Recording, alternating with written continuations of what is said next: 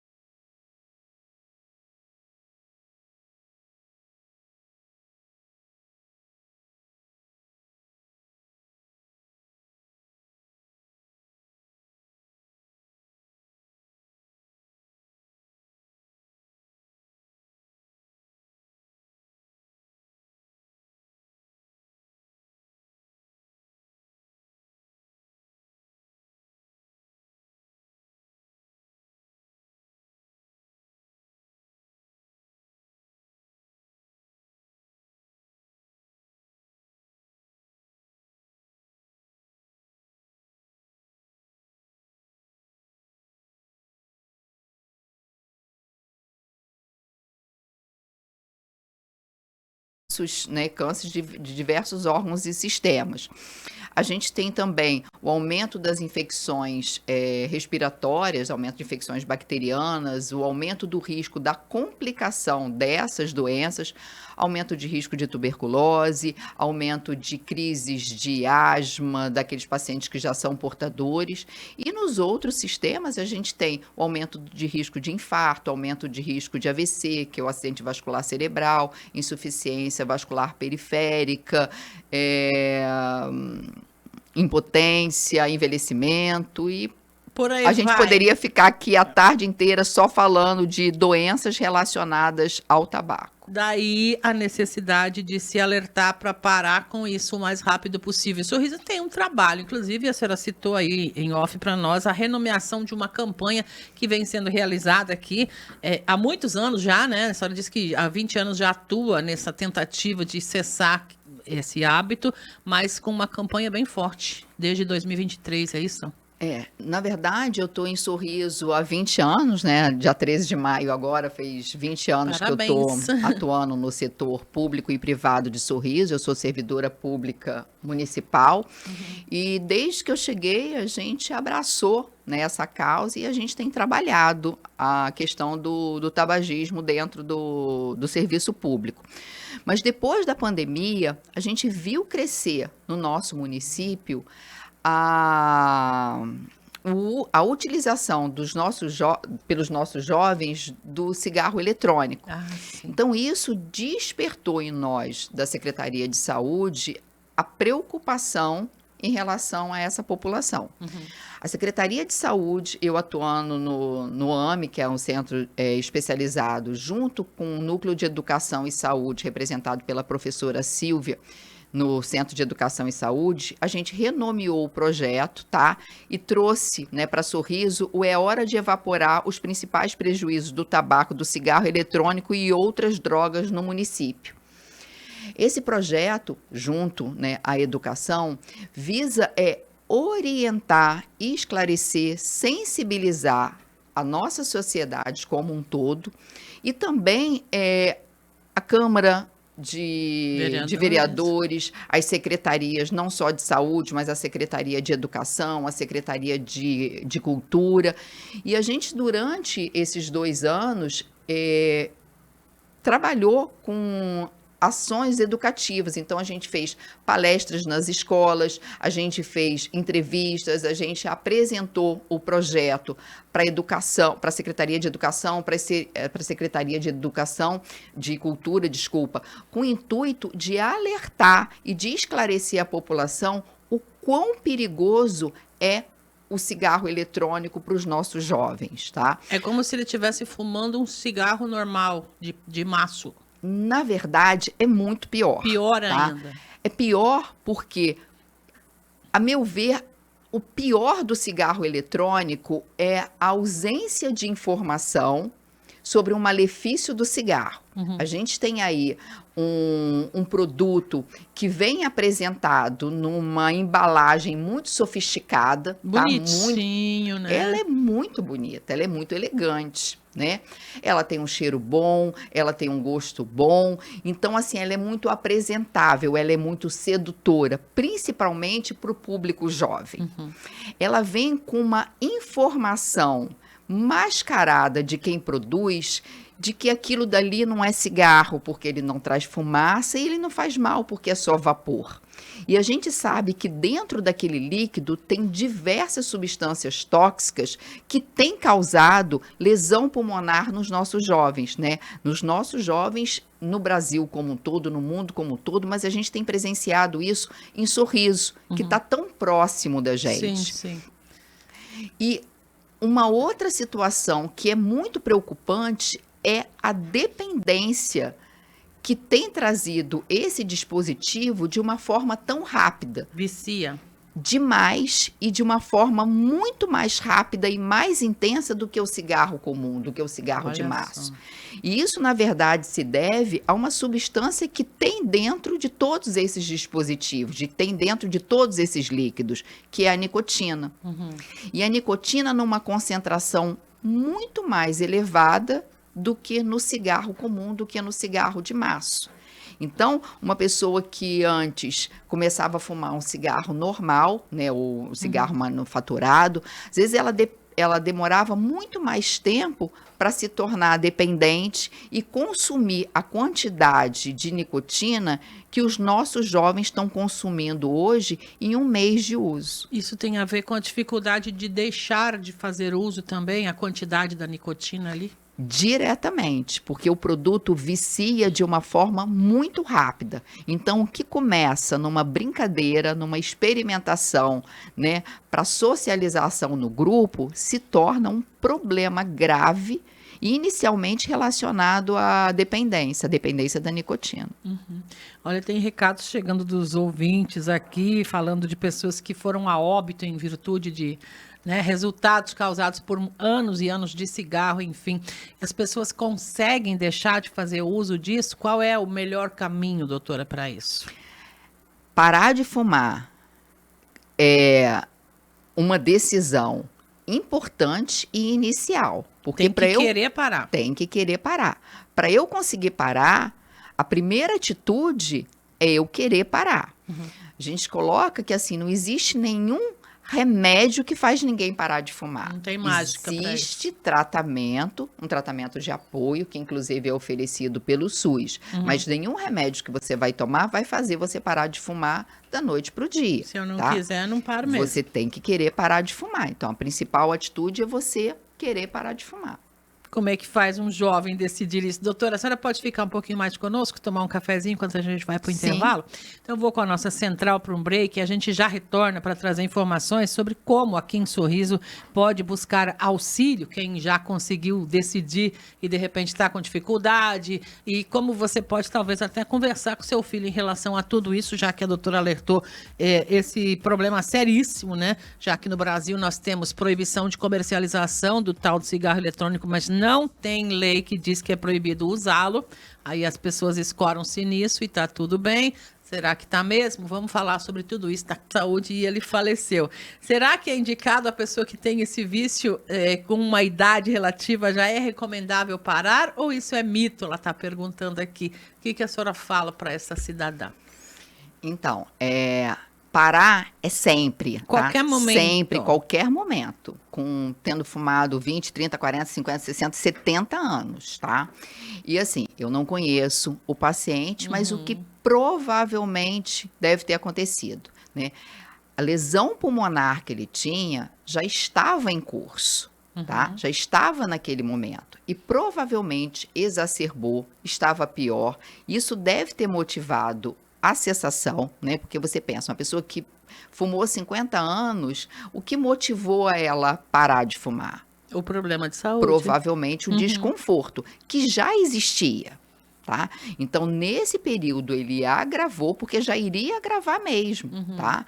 E, por consequência disso, ou não sei qual foi a causa do óbito, ele evoluiu dessa forma. Mas com certeza não foi porque ele parou de fumar que ele morreu. Com certeza não foi porque ele parou de fumar. Você não tem um problema, um malefício, a não ser assim, uma síndrome, que é uma síndrome de abstinência, que são sintomas que a pessoa pode apresentar pela ausência da nicotina e ausência dos produtos do cigarro. Então, nesse momento, a pessoa pode ficar um pouco mais ansiosa, né, ficar um pouco mais agitada, sentir a falta do produto, ter dor de cabeça, mal-estar, enjoo, mas pela falta do produto. Isso não vai levar a pessoa ao óbito, tá? E esses sintomas são passíveis de cuidado, inclusive com acompanhamento do médico. Os sintomas da falta ali dá para tratar. Sim, isso trata até com a medicação também. Para dar um auxílio, né? Para quem está em dúvida se é possível ou não parar de fumar, vou até pedir licença para a doutora e falar do meu caso aqui, porque depois de muitos anos, eu parei, agora está fazendo 5 anos e meio sem cigarro. Até hoje ainda é o sonho que eu estou fumando, acordo com aquele pânico total, porque eu sei que eu não devo, não posso, jamais, nunca na vida, né? Porém, é possível sim, não é fácil. Para mim também, o primeiro momento, como a senhora disse antes, foi a decisão. Não quero isso mais na minha vida e realmente nunca mais peguei na mão que fosse o tal do cigarro. É esse o caminho mesmo, doutora, que funciona? A senhora tem depoimentos de pacientes seus para quem isso foi possível também? Sim, muita gente tem essa dificuldade, tá? Mas todo mundo que quer parar consegue. Nem sempre uma decisão boa, uma mudança para melhor é uma decisão fácil. Às vezes as decisões são difíceis, mas é para te melhorar. E eu sempre alerto os pacientes na conduta, no atendimento de cessação de tabagismo, para que seja sempre alerta, tá? Porque o que às vezes acontece? Aquele paciente que parou de fumar, ficou 5, 6, 7, 8, até 10 anos sem fumar. Aí, num evento social, algum conhecido, algum colega oferece um cigarro e fala, não, mas é só um, você não vai parar, você já está 10 anos sem fumar. E às vezes a pessoa se sente forte o suficiente, né? Eu já parei 10 anos, fumei 50, né? E parei sozinho, fiquei 10 anos sem fumar. Não vai fazer diferença. Só não vai fazer diferença, eu sou mais forte do que o cigarro. E volta. Olha volta naquele um cigarro. Então, assim, você parou de fumar, não se teste a voltar. Não meça suas forças com o cigarro, né? Deixa ele, aquele bandido lá longe de você, não se aproxime mais dele, nem da fumaça chegue perto. É o melhor a ser feito, de fato, e nem o vapor, porque às vezes a pessoa vai, como a senhora dizia, na inocência desse produto lindinho, maravilhosinho, que tem cheiro bom, tem sabor bom e etc, e acaba se perdendo nesse caminho. Era fumante do outro cigarro, parou e acaba utilizando o eletrônico. O cigarro eletrônico não é tratamento para poder parar de fumar, tá? Isso é uma artimanha da indústria para poder vender. A indústria do tabaco estava perdendo clientes, porque hoje a população toda sabe os malefícios que o cigarro de maço faz. Hoje, uma pessoa que fuma o cigarro manufaturado, ela tem consciência que aquilo faz mal para ela. Talvez ela persista por dificuldade de parar, tá? Mas não que ela não saiba que aquilo faz mal. Então, hoje, para uma pessoa iniciar a vida fumando um cigarro manufaturado, é mais difícil. Mas o cigarro eletrônico é muito sedutor. Mas até nas escolas a gente recebe informação de que existe essa distribuição. Infelizmente, tem aquele que carrega junto, oferece para o coleguinha. O que faz o pai ou a mãe em relação ao seu filho, que não fica 24 horas sob seu olho aí, doutora? Acho que o mais importante nesse momento é o que a gente está procurando fazer, é informar, é orientar, né? Porque você precisa saber que o cigarro eletrônico, a primeira vínculo que ele vai ter com você é o vício, é a dependência, tá? Então, primeiro o cigarro eletrônico, ele te atrai, pelo que a gente estava falando, uma aparência sofisticada, um cheiro bom, um gosto bom, sociabiliza. Então, aquilo dali atrai o jovem, né? Depois, com essa atração, com essa sedução, ele vai te tornar dependente porque ele tem nicotina ali dentro. É a nicotina, o produto colocado ali, responsável por fazer você ficar dependente. A partir dali, vem todos os danos, né? Então, a partir dali, tenha certeza que mais cedo ou mais tarde, você vai ficar doente por conta daquele cigarro eletrônico. Primeiro, pela dependência, que já é uma doença. O vício é uma doença. E o segundo, você vai começar a sofrer as lesões causadas pelo produto que tem ali dentro. E a gente está vendo isso de uma forma muito rápida, de uma forma muito intensa, né?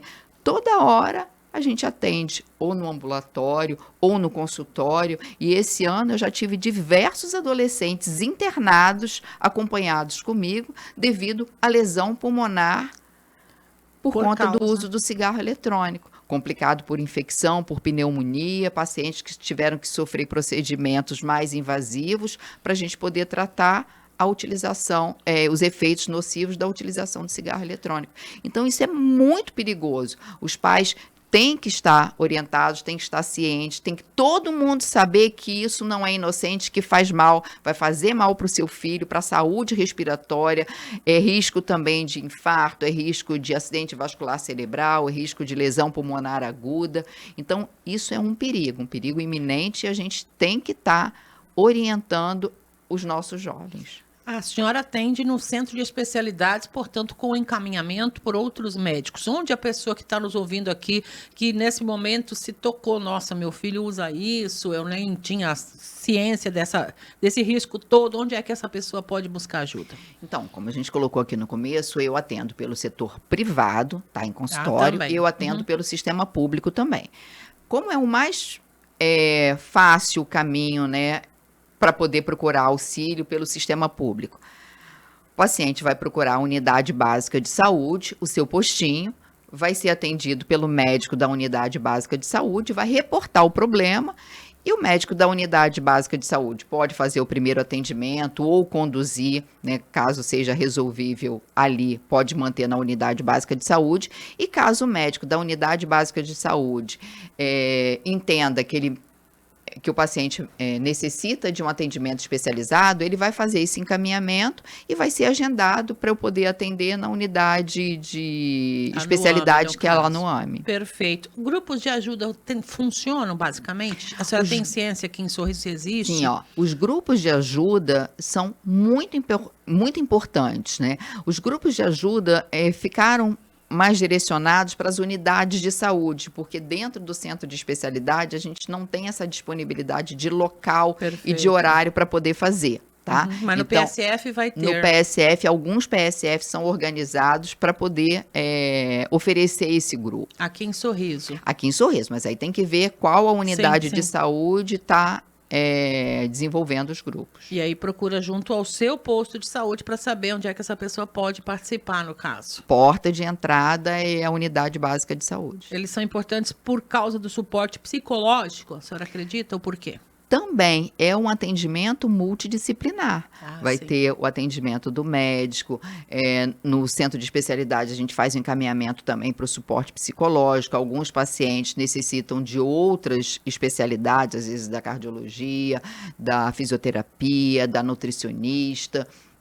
Então a gente tem que avaliar inicialmente qual é o caso daquele paciente que nos procura em específico, para ver a necessidade dos direcionamentos. Hoje a gente não consegue medir, não temos estatísticas sobre a evolução do uso, o tamanho do que está esse problema aí em relação ao cigarro eletrônico, doutora. A senhora disse antes, no comecinho da entrevista, ou fora do ar, não recordo, 30% de queda do uso do cigarro comum, né? Que volume tem crescido esse outro uso do cigarro eletrônico? Tem alguma pesquisa já apontando isso? Ou nem ninguém faz questão de que isso apareça, no caso? Não, a utilização de cigarro eletrônico é motivo de pesquisa, de estudo e de investimentos, não só, né, para o Ministério da Saúde, com a Sociedade Brasileira de Pneumologia e as outras sociedades. A questão é que, como é um produto, primeiro, muito recente, tá? Essa notificação ainda não é feita como era do cigarro manufaturado, e a gente tem aquela questão que esbarra na legislação. Como não é um produto. Proibido de uso? Não é proibido de uso, mas é proibido de comercialização. Então, existem algumas situações que dificultam a epidemiologia. Eu saber, na verdade, né, o quanto que está sendo consumido, o que tem aquilo dentro do produto, quanto que aquilo dali está lesionando, né? Então, esses dados epidemiológicos ainda estão sendo consolidados, né? Perfeito. Mas a gente vê, né? Na prática, jovem com problema pulmonar, que não dá para imaginar. Era para ser uma pessoa super saudável, atleta, e está em condição... Infelizmente. Marlene, se você me permite uma colocação, claro. É importante também a gente colocar aos profissionais de saúde que se atentem durante o atendimento a perguntar de uma forma mais direcionada, né, principalmente aos jovens, né, mas os adultos também, se ele utiliza cigarro eletrônico. Porque durante a nossa entrevista, durante a nossa anamnese, está lá a nossa parte, a gente pergunta, o senhor é tabagista ou o senhor fuma? Sim, há quantos anos já parou, tentou parar? Isso já faz parte da nossa rotina. Sim. Mas por vezes a gente tem visto que a gente pode perguntar assim, o senhor fuma? A pessoa fala, não, eu não fumo. Porque para aquela pessoa usar o cigarro eletrônico não é fumar. Então, às vezes é importante a gente estar direcionando, né, o nosso questionamento para deixar ali registrado. Porque o que a gente vê, às vezes no pronto atendimento, o jovem procura, ou né, o responsável vai levar o seu adolescente para ser consultado, que está apresentando um problema respiratório. Às vezes uma tosse, um desconforto, às vezes um quadro infeccioso. E o profissional de saúde se atenta àqueles sintomas, mas às vezes tem ali por trás a utilização do cigarro eletrônico, que está contribuindo para aquela situação e que às vezes não foi mencionado e não foi abordado. Então a gente alerta para a importância dos profissionais de saúde questionarem ou colocarem na sua história a investigação da utilização dos cigarros eletrônicos. Isso ainda não é comentado, por exemplo, em sala de aula? Tem ideia? Olha, aqui em Sorriso nós fizemos um trabalho intenso, né? Principalmente no ano de 2023, ano passado também, a gente fez uma capacitação no Senfor para todos os professores, né, da rede de pública, ciências, né, que dá aula de biologia, de ciências, para esses alunos, para poder orientar essas informações na sala de aula. Nós fizemos palestras também para os alunos do ensino médio nas escolas estaduais. Esse ano a gente estendeu o projeto para as faculdades. Então, esse ano a gente já fez algumas palestras na faculdade. Nós fizemos na Anhanguera, fizemos na Atenas, e a gente ainda tem todo o projeto durante o ano para poder fazer as orientações, os encontros de orientação sobre o malefício do cigarro eletrônico. Não só para quem está escutando e adotar, né, as suas próprias medidas, mas também para servirem de divulgadores das informações. Importante socializar essa informação, que ela é positiva, é no sentido do resgate, de evitar que entre, né? Que idade que costumam começar? Tem ideia disso? Também não tem ideia disso, né? Não tem como dizer isso. Cada dia a gente ouve relato mais cedo. Às vezes de crianças, na verdade, né? De 11, 12 anos já está utilizando cigarro eletrônico. E o mal que isso causa. É impressionante, né? Porque ainda nem formou totalmente o corpo nessa idade, né, doutora? Quanto mais cedo você começa a utilização, maiores os danos, né? E mais tempo aquela pessoa vai passar fumando. Difícil, hein? Importante é se atentar para isso, ligar o alerta aí, todo mundo em conjunto, para reduzir os números, né, doutora? É uma preocupação nossa, uma preocupação urgente, né? A meu ver, o mais importante agora é a orientação, tá? É a informação de que o cigarro eletrônico é nocivo à saúde, tá? Então, todo mundo está atento e alertar, principalmente os nossos jovens, sobre o malefício do dispositivo eletrônico para fumar. Orientar os jovens, orientar os pais, e para quem tiver necessidade de atendimento, de auxílio para poder, né, parar de utilizar, que procure, né, o centro de atendimento, ou público ou privado, que a gente vai estar lá presente para poder auxiliar. Perfeito, doutora. Muito obrigada pela sua vinda, pelo seu tempo, por dividir essas informações preciosas com a nossa comunidade. Estamos sempre à disposição aqui e fica à vontade para o que mais a senhora acha importante deixar dito aqui hoje. Primeiro, agradecer essa oportunidade, né, de estar divulgando o trabalho da Secretaria de Saúde juntamente com o Núcleo de Educação e Saúde. E a gente saber que a gente conseguiu, há alguns anos, algumas décadas, a redução do tabagismo exatamente por esse caminho. Uhum. O caminho inicial é a educação, é a informação, é o esclarecimento. Paralelo a isso, vem a legislação e a restrição.